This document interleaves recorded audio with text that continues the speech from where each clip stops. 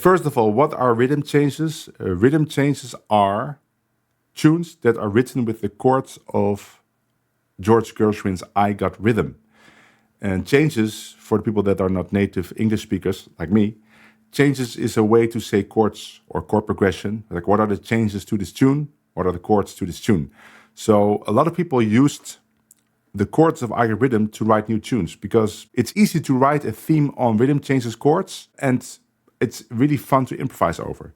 So a lot of the time when people wrote tunes, they would have to say, oh, these are the chords of I Got Rhythm or the changes of I Got Rhythm. And then in the end, it just became rhythm changes. So it has nothing to do with a changing rhythm. It's just the chords of I Got Rhythm. And I think if you are a jazz musician, it's very important that you work on this because there are so many tunes that are rhythm changes. So that's already a benefit. But also it teaches you a lot about jazz improvisation. And I'm mainly talking about the A part. So there's also a bridge, but the bridge is often changed. Some people just write a new bridge or they use different chords. Sometimes they use the original bridge. But for this video, I want to talk about the A part. And I want to mainly talk about bars 5 to 8. So I made a backing track on YouTube called Rhythm Changes Only A Parts. So it's a backing track where there's only A parts, no bridge. Of course, it's not very musical, but this is a great way to practice. Now I want to talk about bar 5 to 8 because a lot of people have problems there. Like if I play rhythm changes, it's 1, 6, 2, 5, 3, 6, 2, 5. There's a lot of chords already, everything less than 2 bars, 2 beats.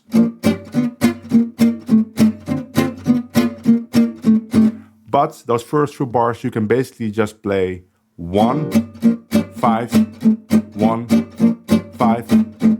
That's what a lot of people do anyway. And I could talk about that for a long time because there's many possibilities, but maybe that's for a later video. I now want to talk about the second 4 bars, which is 1, then 1 as dominant chord to 4, then a diminished chord, or a 4 minor chord, back to 1, 6 to 5. So it is in B flat, you get this. B flat, G7, C minor, F7, D minor, G7, C minor, F7, and now we get it. B flat 7, E flat 6, E diminished, B flat, G, 2, 5. Now, the problem is that E flat chord and that diminished chord, they are very short. So if you want to outline all those chords, it's going to be very difficult. But what I did is I collected a lot of A parts from other people, and I extracted some concepts or phrases that really work, that don't really necessarily outline these changes, but they just sound great. And now I made a PDF with, let me show you, with a PDF with 12 of these phrases categorized. Let me go over it really quickly. I'm starting with 3 phrases that I call the Django major scale. I will explain later. Then I have some options playing E flat 7, B flat minor 6. Then I have some options from the bebop era with E flat or E flat minor or both. And then I have just some miscellaneous bebop. Now you can see the chords also. The chords I'm talking about are your B flat 7, E flat, E diminished, but this E diminished can also be E flat minor 6. And then I chose for 1-5-1. That is the way the Django always plays rhythm changes, but in the bebop era they started doing again 1, 6, 2, 5. But it doesn't really matter. You can just think 1-5-1. That's fine. So Django has some really great phrases that are just based on a major scale. So the first one, let me play it with the metronome. 1, 2.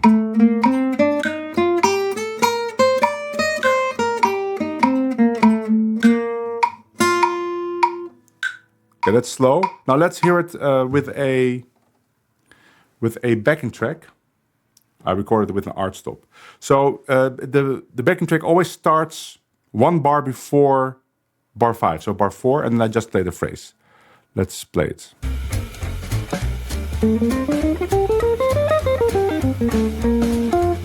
Yeah, very easy phrase, just major scale, and easy to make variations. You could repeat certain parts. For instance, you could play.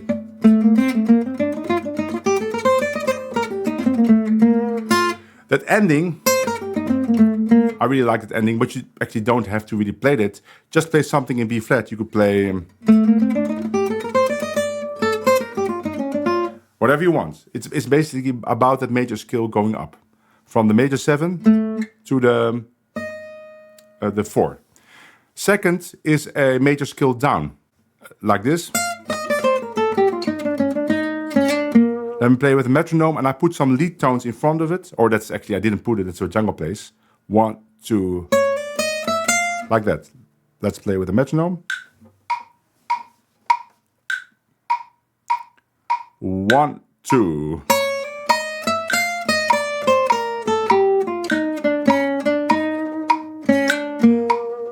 Now that's circling that 4, as you noticed in the previous phrase where you also went up to that E flat, that's really Django's thing in rhythm changes in that second 4 bars, circling or playing with that 4 note. So if you use this yourself, you could play with that principle, right? You could maybe ignore everything I just said and just work with that phrase, or play it here.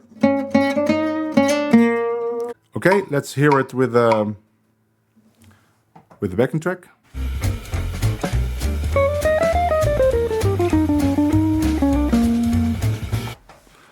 Let's go to phrase 3. That's a final Django one. I gave the short version of this phrase, which sounds like this. Let's play with the metronome. 1, 2, 3, 4.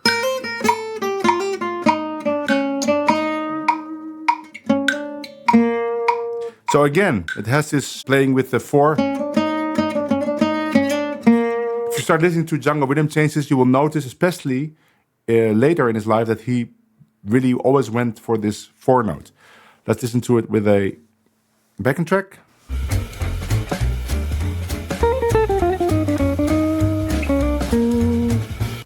And there's the longer version of this, sounds like this.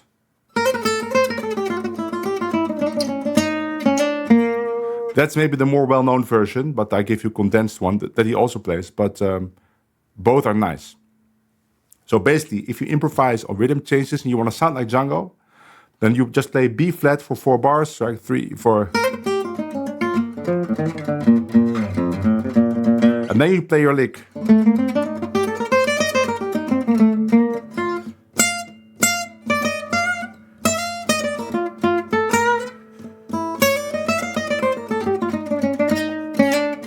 Right, that's playing rhythm changes like Django. Of course, there's more to it, but here you have 3 great options. So here's the thing about rhythm changes. I've noticed that a lot of gypsy jazz guitar players have trouble with this because they don't really practice on it that much. So what often happens is that they play a little bit too much of the 1 chord. So they play Daphne, right? Daphne is that. Or Bellevue. Or one of the other rhythm changes. And what happens is they start playing a lot of only D. So the whole solo sounds like 1, 2, 3.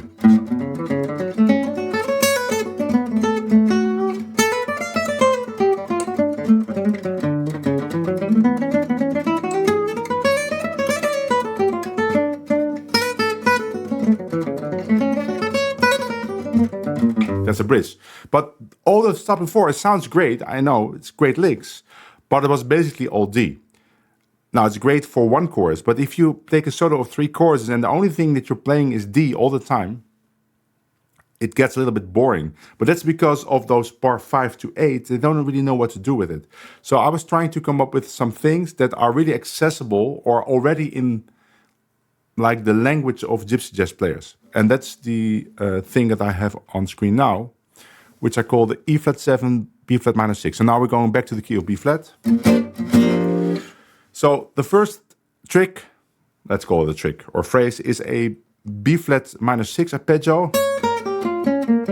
That's a fingering that almost any gypsy jazz player knows. You just play that in bar 5. So you get 1, 2, 3, 4. And you resolve that somehow to B flat. So now I just went over 6 strings, right? But you could also stop on the 5th string. Or maybe on the 4th string. Let's hear this with a backing track. And then I will answer your question.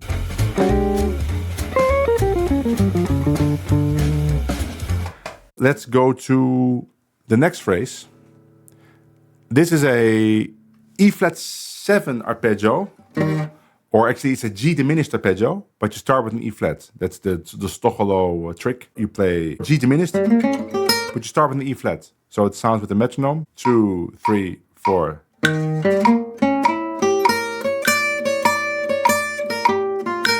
And that resolution is a nice resolution, but you could just play anything B flatty. So, or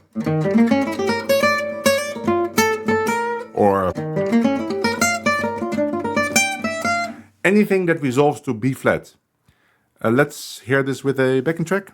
It's a very easy option, and it's so easy to find this stuff. Especially if you're a gypsy jazz player, these licks are already in your fingers. But I don't hear this enough in rhythm changes, improvisations. It's too much of the one chord.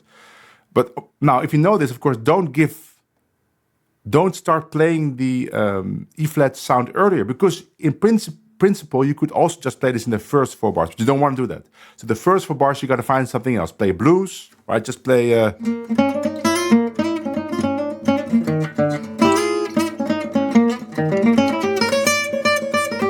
You want the contrast. So either play just B flat major stuff, play bluesy stuff, B flat diminished. No, don't play B flat diminished. No, don't do that. That's also a nice option, but not for this video. But then save the E flat stuff for the second 4 bars. Let's go to the next. Oh no, we have to hear this with a backing track. Here we go. Phrase 5.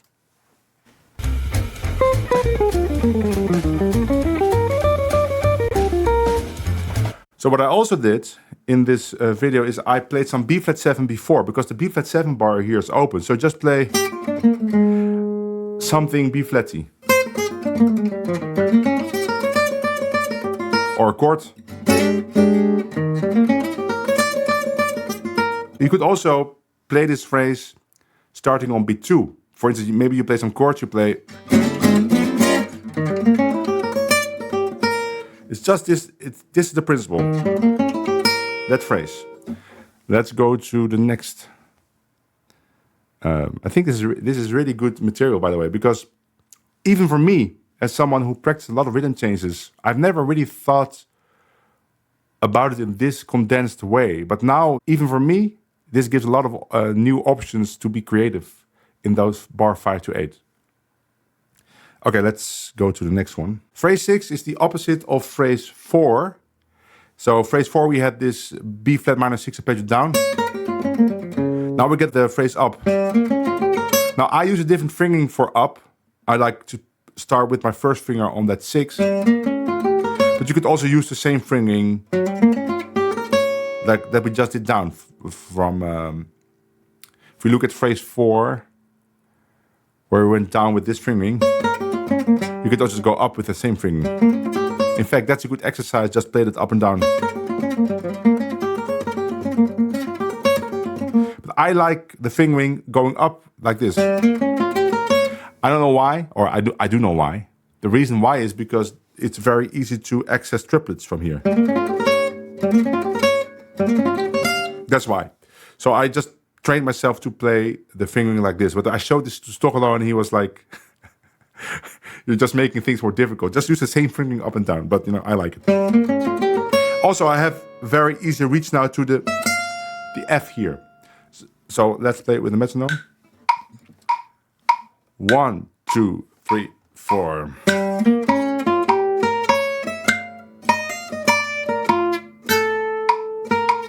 But again, the resolution, you could do anything you want. But you could play this Django thing. That's great. Or go up to the G here. Whatever you want. Or you could maybe play some blues. It's about this very simple arpeggio. Let's hear it with backing track.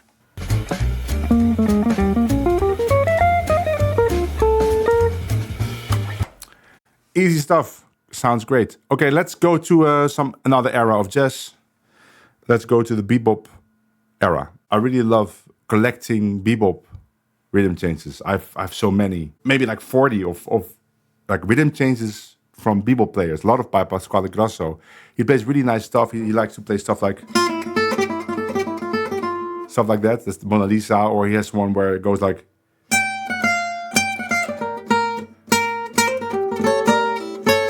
Like that very cheeky stuff. But we're not talking about like the first 4 bars. We talk about the second 4 bars. And then I noticed that there are some just bebop cliches that they all use.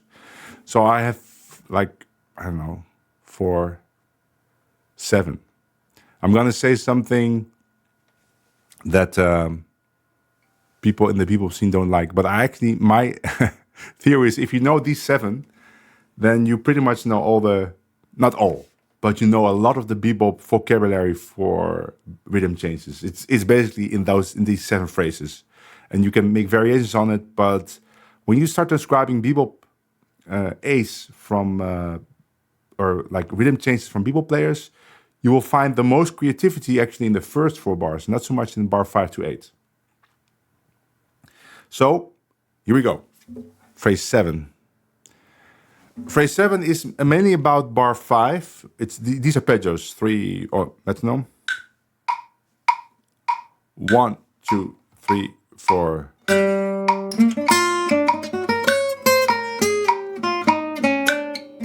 So that final phrase, I'll play it again, but that final phrase, oh, sorry, metronome. That final phrase is still a gypsy jazz phrase. Like Django-like. But this part, that's what it's about. You don't have to end like this. You could end with any other phrase. Or go down. So it's about those triplets. 3, 4. One more time with the metronome. 1, 2, 3, 4.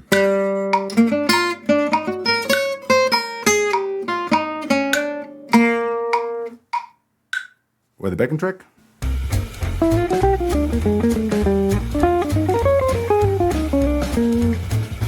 Yes. Let's go to phrase 8. This is one that you hear all the time in bebop. It sounds like this with the metronome. 1, 2, 3, 4, 1.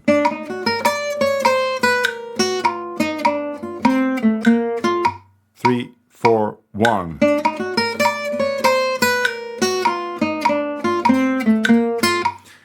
Really nice phrase. You get that chromatic line. So first you get E flat major 7. Then you get the chromatic line. Then you get some E flat minor. So notice that they're not following the chords, right? These are just rhythm changes. You don't have to follow the chords. You can, but many people don't. And they just play nice sounding phrases. So this phrase has some chromaticism, some E flat minor, and a nice resolution with some enclosures. Let's listen to it with the backing track.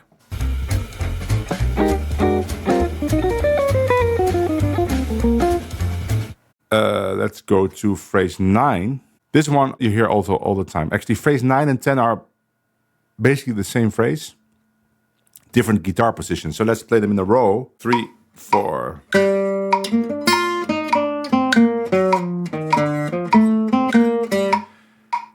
And then phrase 10, and I'll talk about it. 1, 2, 3, 4.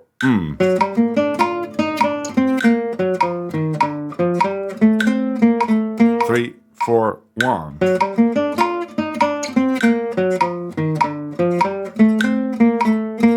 So this is basically E flat minor. The lick is the same, but in different positions, and both positions are nice, and you can do different things. Oftentimes you play B flat 7 before you end up here on this A flat, and then you can just shift back. And the other one is nice because you can have this F sharp in front of it. You really cannot have that with the first one. Well, you could, but that makes it a little bit unwieldy. It doesn't work really nicely, but if you do want to do that, you play the fingering in the second one, where you just start on the A string.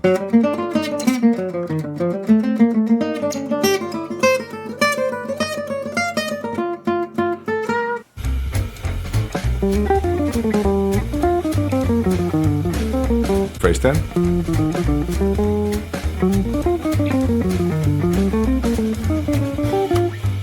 Okay, let's go to the next set. Then we get some miscellaneous bebop phrases, some things that we didn't talk about. One is a line down, because until now all the bebop stuff was going up. But this one goes down from the high E string. So let's play with a metronome. 1, 2, 3, 4.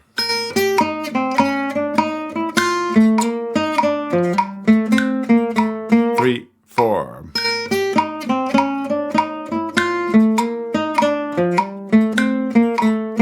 That's a great option for when you play something the bar before that ends on the high E string. For instance, maybe you play, or maybe you play some diminished thing, or maybe a chord, and then you have something that really connects.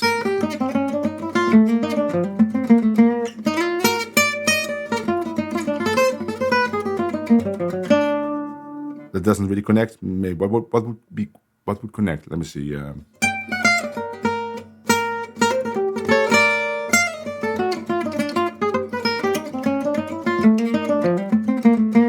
that works, right? So something that ends on the high E string, and I think I do that in the demonstration also. Oh, you couldn't see it in the screen, I see now. Oh man, I have to pay attention to that. Okay, let's play one more time with metronome with the tap in the screen. 1, 2, 3, 4.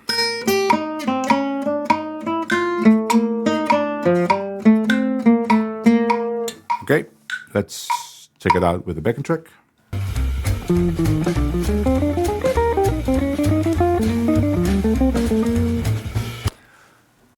And then let's go to phrase 12.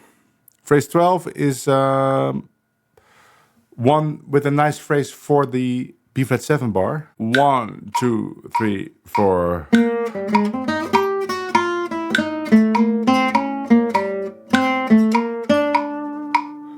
Nice phrase. Let's play that with the backing track.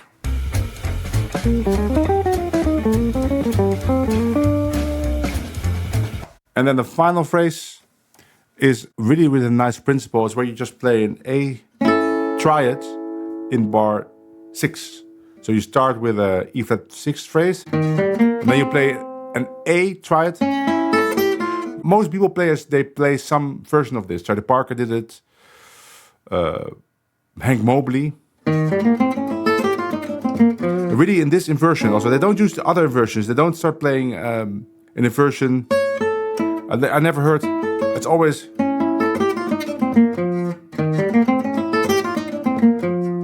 So let me play with the metronome. 3, 4.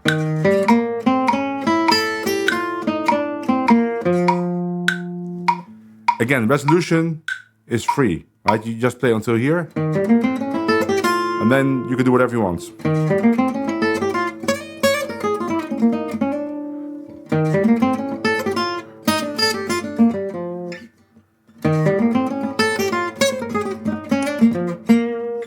Let's hear it with the backing track.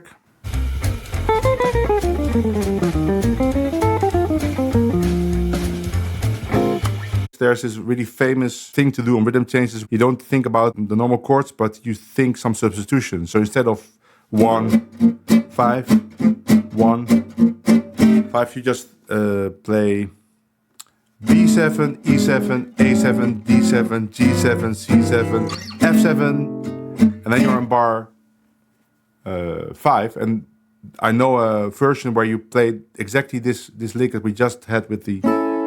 You play this 1, 2, 3, 4.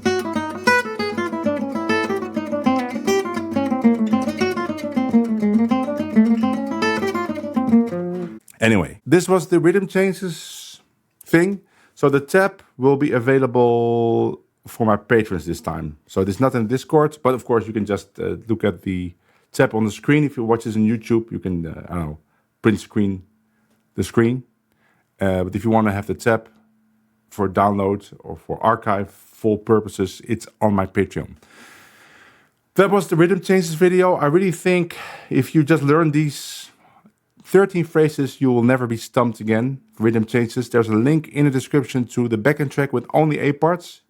You can practice it, and I will make some backing tracks in the key of D, C, F, and E flat. I think you have all keys that are suitable for rhythm changes or like normal. And then you just transpose these phrases to those other keys, and your rhythm changes worries will be over, I promise.